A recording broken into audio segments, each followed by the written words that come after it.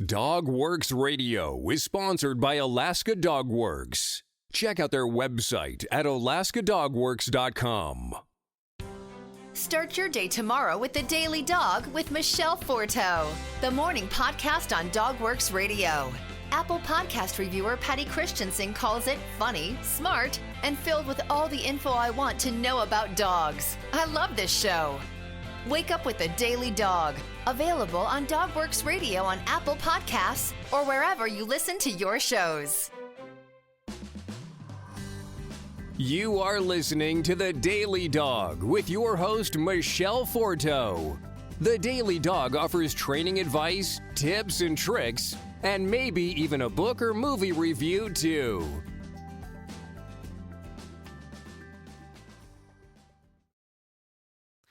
Hello and welcome, everybody. It's Michele Forto with The Daily Dog. On today's show, we're going to continue our segment on influential people in modern dog training. We are on dog trainers Pfaffenberger, Scott, Fuller, and Reynolds. Trainers for decades have understood that there is more to training canines than a set of procedures or simple applications of principles, no matter how sound. A trainer must be patient and astute observer of the canine's body language. The best trainers all have one thing in common. They know how to read the dog. Effective trainers understand the entire dog. It cannot be denied that learning theory is important or that behaviors can be increased or decreased with reinforcement or punishment.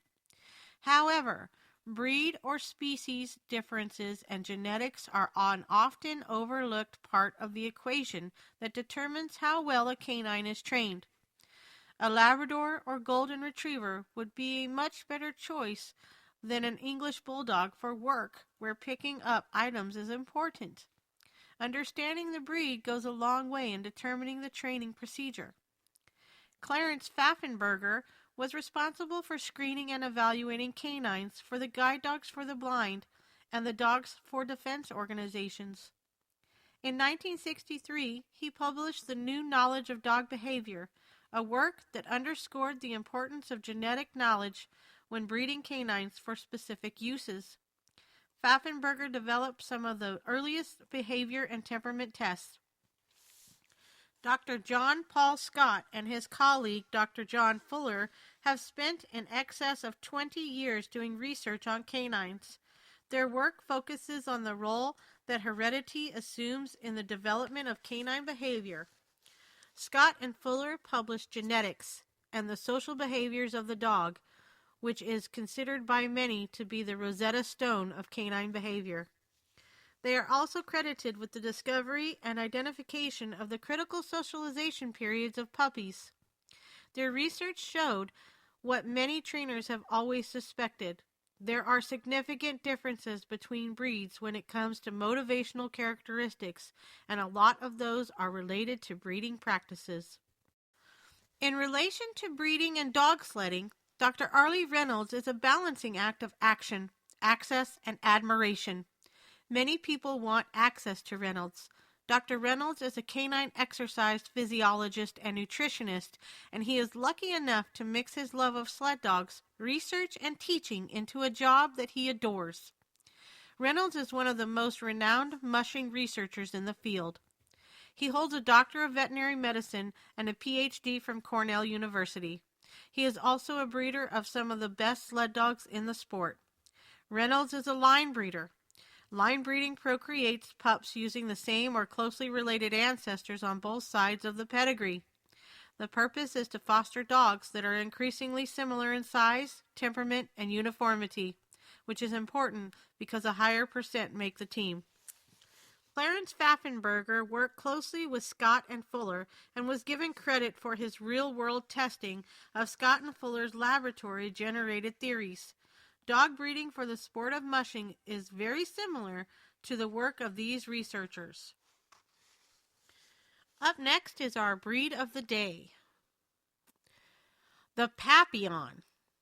Known in the 16th century as the dwarf spaniel, is the modern development of those little dogs often seen pictured in rare old paintings and tapestries. Rubens, Watteau, Fagonard, and Boucher all depicted them, and their popularity was so great that noble ladies of the day did not consider their portraits complete unless one of these elegant little dogs was pictured with them. Madame de Pompadour was the proud possessor of two, Inez and Mimi by name. Marie Antoinette was another, an ardent admirer, and as early as 1545 there is record of one having been sold to a lady who later ascended the throne of Poland. It is Spain that we have to thank for the Papillon's primary rise to fame, though Italy, particularly Bologna, probably developed the largest trade. Many were sold to the court of Louis XIV, who had his choice among those brought into France. Prices ran high, and the chief trader, a Bolognese named Filipponi, developed a large business with the court of France and elsewhere. Most of the dogs were transferred from one country to the other upon the backs of mules. As time went on, a change developed in the dwarf spaniel, which gave rise to the name Papillion. During the days of Louis the Great, the dwarf spaniel possessed large drooping ears, but gradually there came into being an erect-eared type, the ears being set obliquely on the head and so fringed as to resemble the wings of a butterfly. Papillon is French for butterfly. The causes of this change remain largely theoretical, but whatever they may be, we now have a toy dog whose type of body and coat is about the same as that of the original dwarf spaniel of Spain and Italy, but whose ears may be either erect or drooping. Both types may, and often do, appear in the same litter. On the continent, as well as in Great Britain, the drop-eared variety is called Feline, although the breed as a whole carries the name Papillon. As other change occurs, color. Originally, almost all were of solid color. Today, white predominates as a ground color with patches of other colors, and solid-colored dogs are disqualified. In conformation judging, there is no preference between correct ears or correct dropped ears.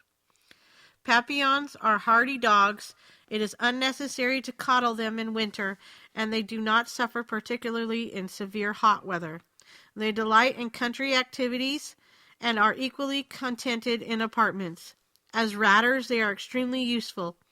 Too small to kill a rat outright, they will worry it until it is exhausted, then dispatch it quickly. As a rule, the bitches whelp easily and give little trouble when raising puppies.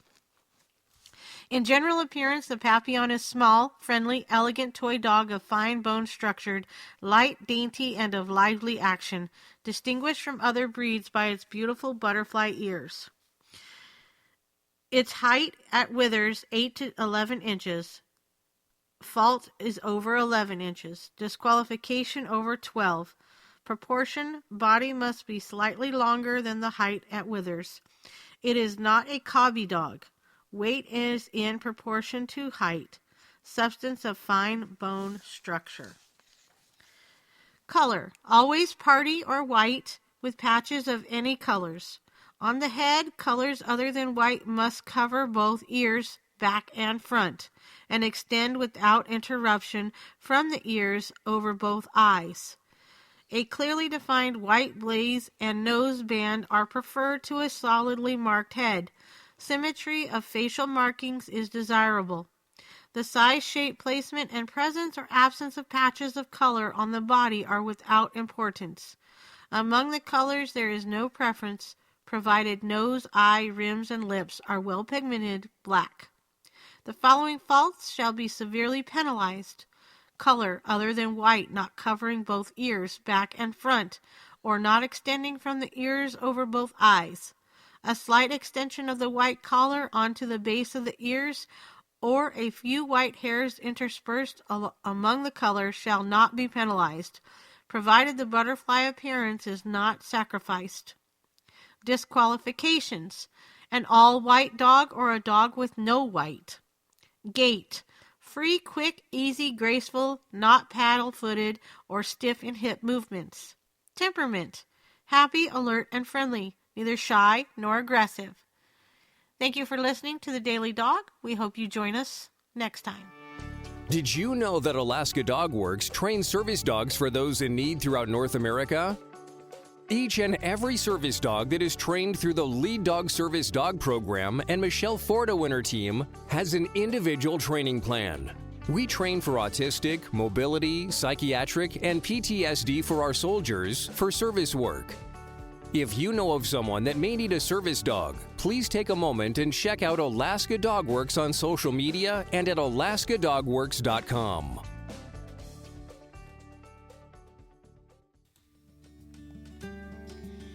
If you like our podcast, there are a few things you can do. You can take a couple of minutes and go to Apple Podcasts and leave us a 5-star review. You can also check out all of our DogWorks Radio sponsors and promotions in our show notes. Another thing you can do is go over to Facebook, like our Facebook page, and one last thing, please tell all of your friends by spreading the word about DogWorks Radio. Thank you so much for listening to us. We really appreciate you. DogWorks Radio is produced by Robert Forto. Logo art by Angry Squirrel Studios. DogWorks Radio is produced in conjunction with KVRF 89.7 in Palmer, Alaska. For dog training advice, you can contact Alaska Dog Works at 907-841-1686 or visit their website at alaskadogworks.com. If you have a show idea or would like to be a guest, please contact us by sending an email to live@dogworksradio.com.